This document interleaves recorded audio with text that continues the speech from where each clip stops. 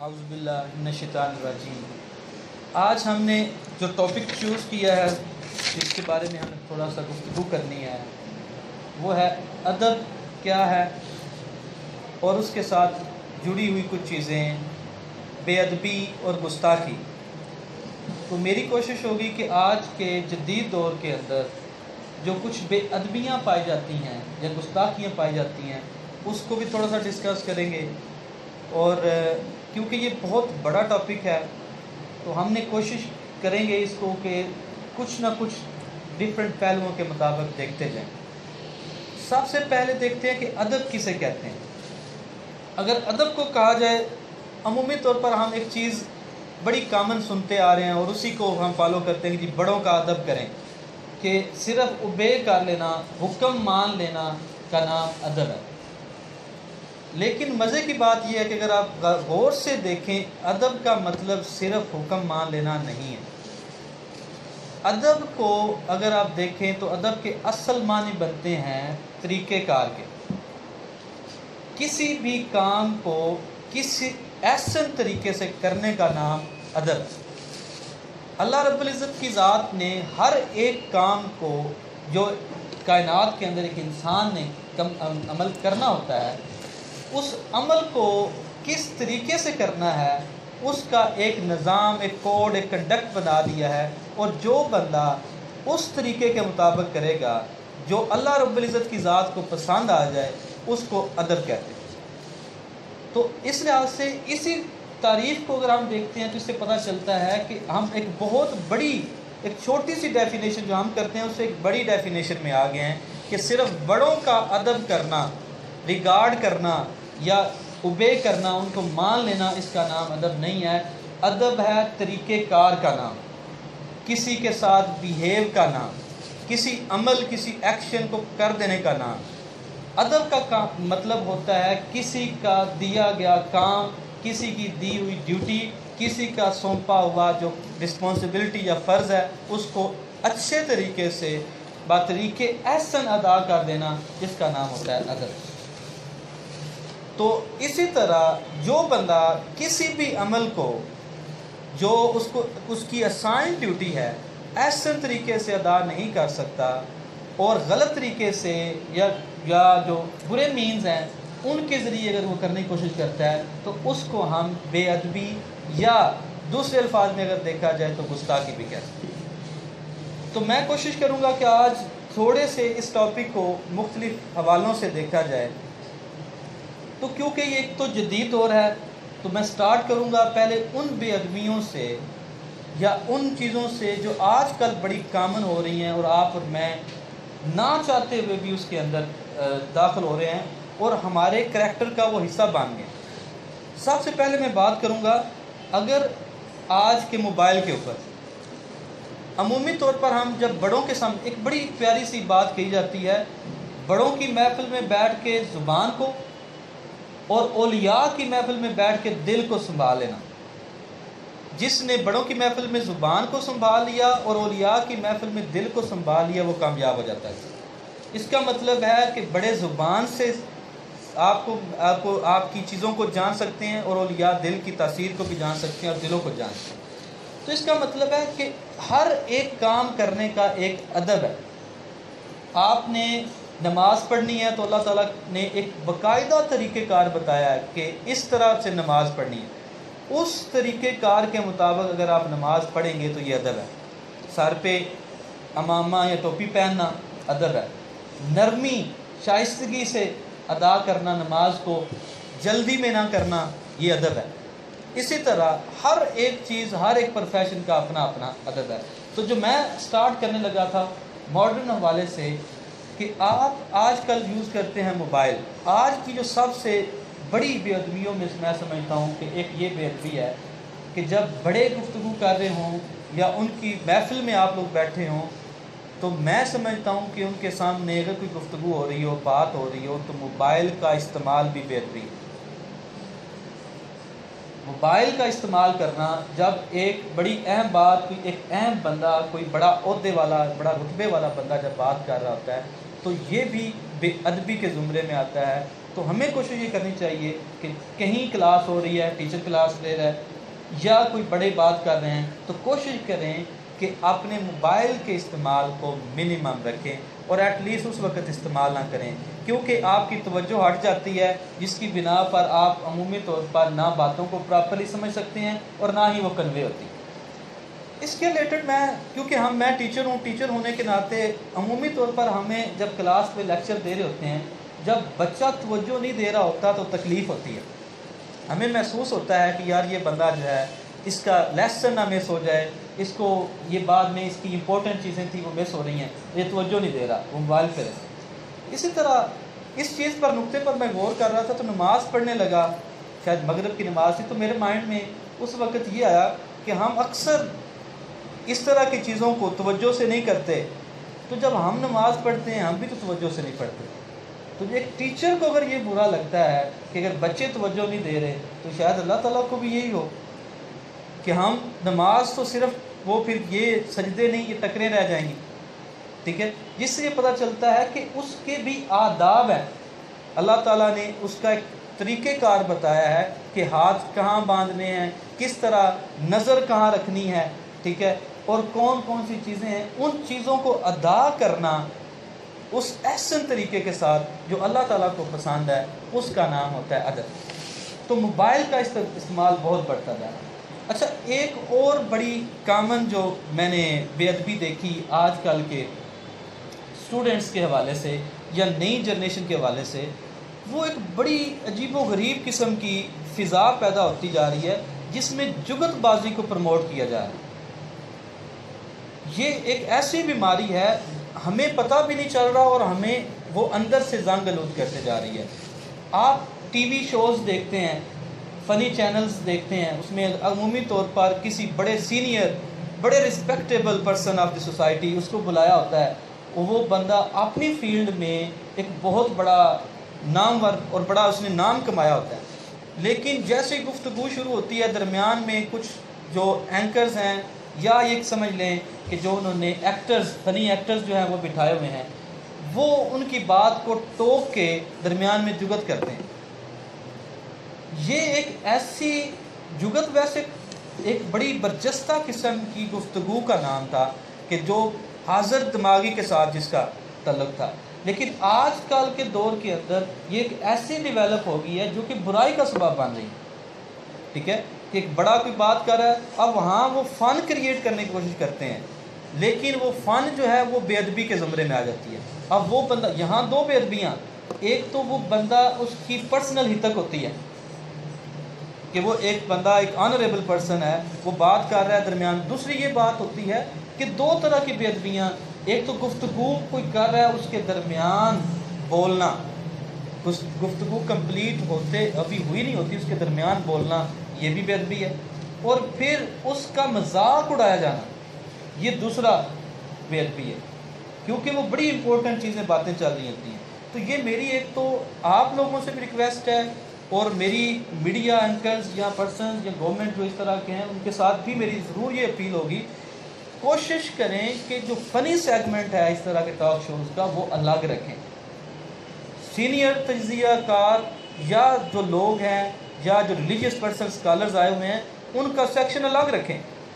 اگر وہ مکس کریں گے تو وہ فن کریٹ ہوگا، اگر وہ بچے یا وہ جو آج کی جنریشن یا نسل سن رہی ہے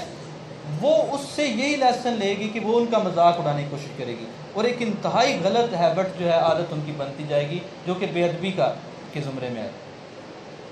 اور اسی طرح جس طرح میں کہہ رہا ہوں نوجوان نسل میں جگت بازی کا یہ والا بڑا مشہور ہوتا جا رہا ہے، یا جو بھی بندہ آتا ہے آئیڈیل اس بچے کو سمجھا جاتا ہے، نوجوان کو سمجھا جاتا ہے جو کسی بندے کو برجستہ جواب دے۔ آج کے دور میں آئیڈیل وہ ہے، تو وہ جو پرانا آئیڈیل تھا وہ ختم ہو گیا کسی اچھے انسان کو فالو کرنا، آج کلاس کے اندر، کالجی سکولز کے اندر اس بچے کو لائق کیا جاتا ہے جو برجستہ جواب دے دے۔ تو یہ ایک ایسی بے ادبی ہے جو بہت زیادہ بڑھتی جا رہی ہے،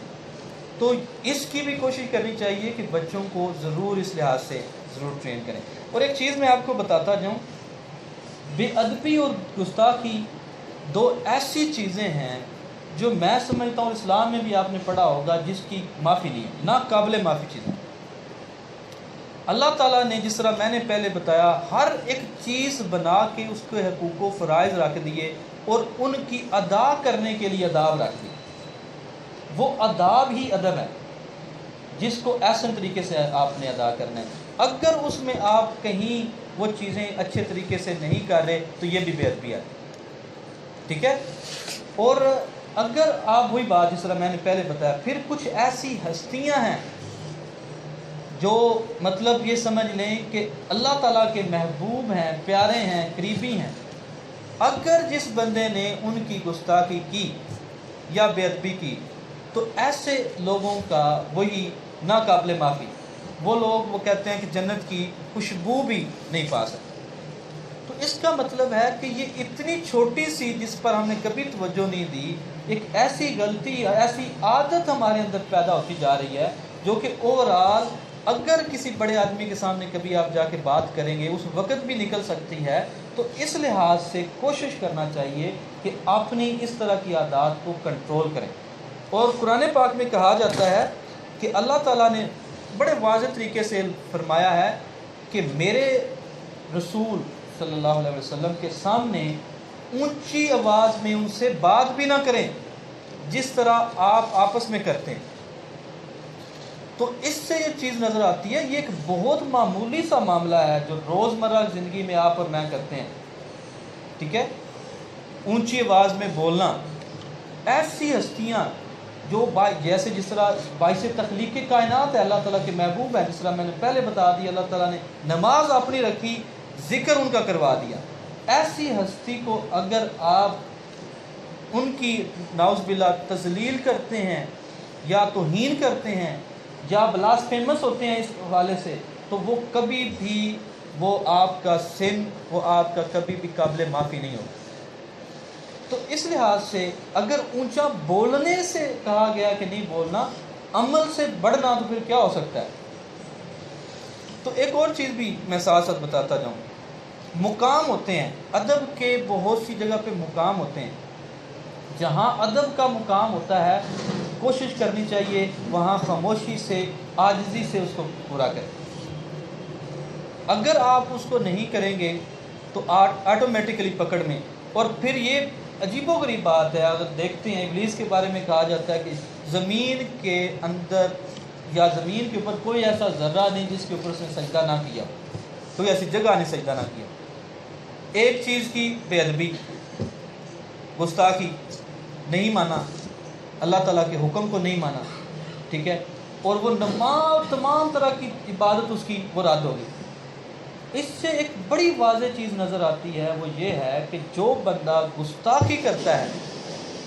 جو بے ادبی کرتا ہے، یعنی ایسی ہستیوں کی جو اللہ کے قریب ہیں، وہ یاد رکھیے گا وہ جنت میں نہیں جا سکتا۔ تو اتنی بڑی ایک مزے کی بات یہ ہے کہ ہم عمومی طور پر لوگوں سے نفرت کرتے ہیں۔ تو واصف صاحب نے کسی نے ان سے پوچھا کہ نفرت کس طرح کے لوگ سے کرنی چاہیے اور کیوں کرنی چاہیے، اس حوالے سے بات ہو رہی تھی۔ تو انہوں نے کہا نفرت اس بندے سے کرنا جو تم جب مرنے کے بعد کسی جگہ پر پہنچو تو ایک جگہ پہ نہ ہو۔ اگر دونوں جنت میں ہو تو اس کا مطلب ہے تم نے غلط نفرت کی، ایک جگہ پہ دونوں کو نہیں ہونا چاہیے، ٹھیک ہے۔ تو اس کا مطلب ہے کہ آپ اور میں جو اکثر اس طرح کی ڈیولپ کر لیتے ہیں نفرتیں لوگوں کے ساتھ، یہ چیزیں وہ بھی پھر اس چیز میں آ جاتا ہے، اس طرح کی بھی چیزیں بے ادبی کے اندر آتی ہیں، ٹھیک ہے۔ حقوق ہیں، زندگی کے ادب ہیں، زندگی گزارنے کے آداب ہیں، تو ان تمام چیزوں کو اچھے طریقے سے ادا کرنا یہی فرض ہے۔ تو میں بتا رہا تھا کچھ مقام، اور جو اللہ تعالیٰ نے یہ فرمایا ہے کہ جو اللہ کے قریب ہوتے ہیں اللہ تعالیٰ ان کا ادب خود کروا لیتا ہے۔ ایک دفعہ کا واقعہ ہے کہ ابو جہل بیٹھا ہوا تھا اپنے دوستوں کے ساتھ، اپنے سنگی بیلی جو سارے تھے ان کے ساتھ، تو آپ صلی اللہ علیہ وآلہ وسلم نے وہاں تشریف لانا تھا۔ تو ابو جہل نے اس تمام لوگوں کو کہا کہ جب وہ تشریف لائیں تو آپ لوگوں نے اٹھنا نہیں ہے، تاکہ ان کی مطلب تھوڑی سی ہم ان کو تھوڑا بے عزت کر سکے، نعوذ باللہ۔ تو خیر جیسے ہی وہ ہستی تشریف لائی تو کہا جاتا ہے سب سے پہلے جو اٹھا تھا وہ ابو جہل اٹھا، اور باقی بھی سارے اٹھ گئے، ٹھیک ہے۔ تو ادباً پھر وہ جب بیٹھے تو پھر باقی بھی بیٹھ گئے۔ تو جب وہ محفل برخاست ہوئی، جب وہاں سے وہ چلے گئے تو ابو جہل سے دوستوں نے پوچھا کہ تم کیوں اٹھے ہو؟ تم اٹھے ہو تو ہم اٹھے ہیں۔ تو ابو جہل کہتا ہے مجھے نہیں سمجھ آئی، جب وہ ہستی تشریف لائی ہے تو کسی نے میرا کان پکڑا ہے، کھینچا ہے، اور میں اس وجہ سے کھڑا ہو گیا ہوں، اور باقی اس کو دیکھ۔ تو اللہ تعالیٰ کی جو قریب لوگ ہوتے ہیں، اللہ تعالیٰ کے جو قربت میں آ جاتے ہیں، اس کی ذات میں جذب ہو جاتے ہیں، اس کی محبت میں آ جاتے ہیں، اللہ تعالیٰ ان کا ادب کروا لیتے ہیں۔ وہ اللہ تعالیٰ ان سے ان جیسی بات ہے پیار ہوتا ہے۔ مجھے ایک اور واقعہ یاد آ رہا ہے، ایک بغداد کے ایک ولی تھے بشر الحافی، جن کا ذکر آپ نے سنا ہوگا۔ ان کے بارے میں کہا جاتا ہے کہ وہ اکثر شراب کے حالت میں، نشے کی حالت میں تھے، توبہ کرنے سے پہلے ہر وقت شراب کی حالت میں رہتے تھے۔ ایک دفعہ ایسا ہوا کہ وہ کہیں اسی نشے کی حالت میں تھے، تو کہیں سے گزر رہے تھے بغداد کی گلیوں میں، تو ایک کاغذ کا ٹکڑا پڑا ہوا تھا جس پہ اللہ تعالیٰ کا نام لکھا ہوا تھا۔ اس نشے کی حالت میں انہوں نے اس کو اٹھایا، اس کو ٹکڑے کو خوشبو لگائی، اچھا عطر شطر لگا کے اونچی جگہ پہ رکھ دیا، اور کہا جاتا ہے کہ جب رات کو وہ سوئے تو آپ صلی اللہ علیہ وسلم کی زیارت ہوئی، اور انہوں نے پھر وہ محبت جو نوازنا تھا وہ نوازا ان کو۔ اور اس کے بعد کہا جاتا ہے کہ جب وہ اٹھے تو انہوں نے توبہ کی۔ توبہ جب انہوں نے کی تو اس وقت وہ ننگے پاؤں تھے۔ اس کے بعد کی ان کی روٹین یہ رہی ہے کہ وہ کبھی بھی جوتا نہیں تھے پہنتے، اسی طرح وہ بغداد کی گلیوں میں گھومتے تھے۔ تو کہا جاتا ہے کہ جس رستے، جس گلیوں، جس جگہ سے وہ جاتے تھے، جو علاقہ تھا، وہاں کے جانور گوبر نہیں تھے کرتے، کیونکہ یہاں بشر الحافی نے گزرنا ہے۔ تو اللہ تعالیٰ ادب جب کروانا چاہے تو اس طرح کرواتے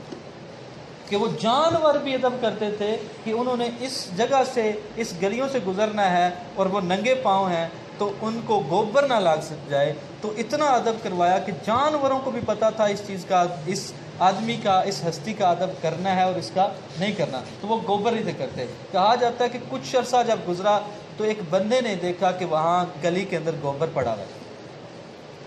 تو جب انہوں نے دیکھا تو انہوں نے کہا کہ جا کے پتہ کرو، آج محسوس ہوتا ہے کہ بشر الحافی کی روح جو ہے نا وہ دنیا سے پرواز کر گئی ہے، اور واقعی ہی یہ ہوا تھا کہ ان کی روح سے پرواز کر گئی۔ تو ادب کے جو مقام ہوتے ہیں، جو قربت میں آ جاتے ہیں، اللہ کے محبوب بن جاتے ہیں، اور اللہ کے محبوبوں کے محبوب بن جاتے ہیں، یاد رکھیے گا ان کا ادب اللہ تعالیٰ کی ذات خود کروا لیتی ہے۔ بہت سے ایسے واقعات، ٹھیک ہے، واقعات ہیں جس سے یہ چیز، یا جس سے اس چیز کا اندازہ لگایا جا سکتا ہے کہ ادب جو ہے وہ اللہ تعالیٰ خود کروا لیتا ہے اپنا، ٹھیک ہے، اپنے پیاروں کا۔ دوسری بات، اسلام میں جس طرح میں نے پہلے بتایا، بہت سے ایسے واقعات ہیں جس میں یہ پتہ چلتا ہے کہ ادب کتنا بڑا، کیونکہ کہا جاتا ہے ادب پہلا کرینہ ہے محبت کے کرینوں میں۔ جس بندے نے ادب نہیں کرنا، جس بندے نے ریگارڈ نہیں کرنا ایسی ہستیوں کا، ٹھیک ہے، وہ کبھی بھی حاصل ہی نہیں کر سکتے ان تمام چیزوں کو، اس مقام کو۔ عشق کی ابتدا سب سے پہلے ادب سے ہوتی ہے، محبت کی ابتدا ادب سے ہے، ادب پہلا کرینہ ہے محبت کے کرینوں میں۔ تو جب آپ صلی اللہ علیہ وسلم نے کی ہستی، جب انہوں نے نبوت کا اپنا وہ اظہار کیا، چیزیں بتائیں لوگوں کے سامنے، تو اس وقت کہا جاتا ہے کہ تمام کے جو لوگ تھے اتنا ادب، اندازہ لگا لیں کہ حکم یہ ہوا کہ آپ نے اونچا بھی نہیں بولنا۔ اور پھر محبت کی انتہا دیکھ لیں کہ لوگ ان کے سامنے آئے ہیں، وضو کرتے ہیں وہ، ٹھیک ہے، اور وضو کا پانی نیچے نہیں گرنے دے رہے۔ تو ادب کے مقام اگر آپ دیکھتے ہیں تو ادب کے بہت زیادہ مقام ہے، اور اللہ تعالیٰ کی ذات پھر ادب کرواتی ہے۔ اچھا، ایک بڑی مزے کی بات یہ ہے، آپ نے آبزرو کیا ہوگا یا دیکھا ہوگا، ادب جس طرح میں نے پہلے بتایا والدین کا ہے، استادوں کا ہے، اولیاء کا ہے، بڑوں کا ہے، بچوں کا ہے، تو تمام طرح کے ایسے جو لوگ ہیں ان کا ادب جو ہے وہ ضروری ہے اور ادب رکھا گیا۔ اس سے ایک چیز یہ نظر آتی ہے کہ اللہ تعالیٰ نے ان آداب کو پورا کروانے کا طریقہ جو بتایا ہے، اگر طریقے احسن وہ ادا نہیں ہوا تو وہ آپ کی بے ادبی کے زمرے میں آتا ہے۔ اس طرح اگر